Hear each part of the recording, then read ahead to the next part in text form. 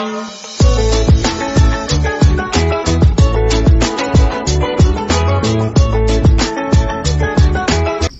The lord. ప్రభువైన యేసుక్రీస్తు వారు ఈరోజు మనకు అందిస్తున్నటువంటి వాగ్దానం జకర్యా 9వ అధ్యాయం 16వ వచనం. కాపరి తన మందను రక్షించుచున్నట్టు యెహోవా వారిని రక్షించును. ఇతర దేశాలకు వ్యతిరేకంగా తీర్పు. ఒక విషాద వర్తమానం. ఇది హద్రాకు యొక్క దేశాన్ని గురించి, అతని రాజధాని నగరమైన దమస్కును గురించిన యెహోవా వర్తమానం. దేవుడిని తెలుసుకున్నవారు కేవలం ఇశ్రాయేలు వంశాల వారు మాత్రమే కాదు, ప్రతి ఒక్కడు సహాయం కొరకు ఆయనను ఆశ్రయించవచ్చు. హద్రాకు యొక్క దేశ సరిహద్దుల్లో అమాతు ఉంది. అలాగే తూరు, సీదోన్లు కూడా ఉన్నాయి. ఆ ప్రజలు చాలా తెలివిగలవారు. తూరు ఒక కోటలా కట్టబడింది. ఆ ప్రజలు వెండిని దుమ్ము వలె విస్తారంగా సేకరించారు. బంగారం వారికి బంకమట్ట వలె సామాన్యమైపోయింది. కానీ మా ప్రభువైన యెహోవా దానినంతా తీసుకుంటాడు. ఆ నగరపు శక్తివంతమైన నౌకాబలాన్ని ఆయన నాశనం చేస్తాడు. ఆ నగరు అగ్ని వల్ల నాశనం కాబడుతుంది. అష్కెలోను ప్రజలు వాటిని చూసి భయపడతారు. గాజా ప్రజలు భయంతో వణుకుతారు. ఇవన్నీ జరగడం చూచినప్పుడు ఎక్రోను ప్రజలకు ఆశలు ఉడుగుతాయి. గాజాలో రాజంటూ ఎవడు మిగలడు. అష్కెలోనులో ఇక ఎంత మాత్రమూ ఎవరూ నివసించరు. అష్డోదులో ప్రజలు వారి నిజమైన తండ్రులు ఎవరో కూడా తెలుసుకోలేరు. గర్విష్ఠులైన ఫిలిప్తీలను సర్వనాశనం చేస్తాను. రక్తం కలిసి ఉన్న మాంసాన్ని కానీ, నిషేధించబడిన ఏ ఇతర ఆహార పదార్థాలను కానీ వారు తినరు. జీవించి ఉన్న ఫిలిప్తీయుడు ఎవడైనా ఉంటే అతడు నా ప్రజల్లో భాగంగా ఉంటాడు. యూదాలో వారు మరొక వంశంగా ఉంటారు. యోబు సీయుల వలె ఎక్రోను ప్రజలు నా ప్రజల్లో ఒక భాగం అవుతారు. నేను నా దేశాన్ని రక్షిస్తాను. శత్రు సైన్యాలను దాని గుండా వెళ్ళనీయను. ఇక ఎంత మాత్రము వారిని నా ప్రజలను బాధించనీయను.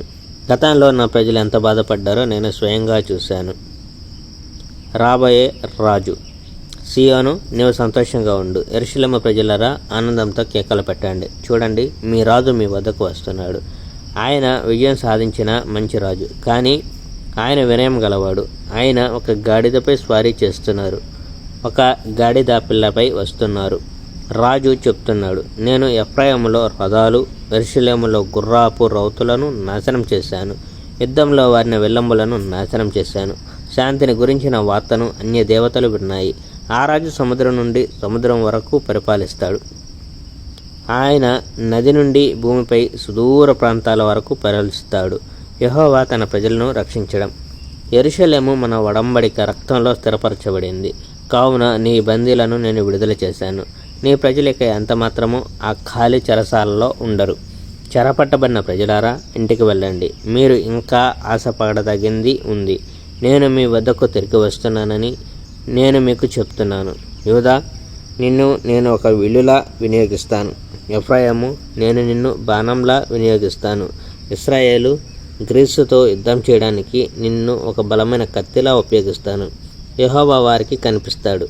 ఆయన తన బాణాలను మెరుపుల్లా వదులుతాడు. నా ప్రభువైన యెహోవా బకా ఊదుతాడు. అప్పుడు సైన్యం ఎడారిలో ఇసుక తుఫానులా ముందుకు చొచ్చుకుపోతుంది. సర్వశక్తిమంతుడైన యెహోవా వారిని రక్షిస్తాడు. శత్రువులను ఓడించడానికి సైనికులు బండరాలను, వడిసెలను ఉపయోగిస్తారు. వారి శత్రువుల రక్తాన్ని వారు చిందిస్తారు. అది ద్రాక్ష మద్యంలా పారుతుంది. అది బలిపీఠం మూలలపై పోసిన రక్తంలా ఉంటుంది. ఒక కాపరి తన గొర్రెలను కాపాడినట్టు దేవుడైన యెహోవా తన ప్రజలను ఆ సమయంలో కాపాడుతాడు. వారు ఆయనకు చాలా విలువైన వారు. తన భూమిపై వారు మెరిసే రత్నాల వంటి వారు. ప్రతిదీ మెచ్చదగినదై ఆనందంగా ఉంటుంది. విచిత్రమైన పంట పండుతుంది, కానీ అది కేవలం ధాన్యం, ద్రాక్షరసం కాదు. ఆ పంట యువతి యువకులే. Praise the Lord. May God bless our India.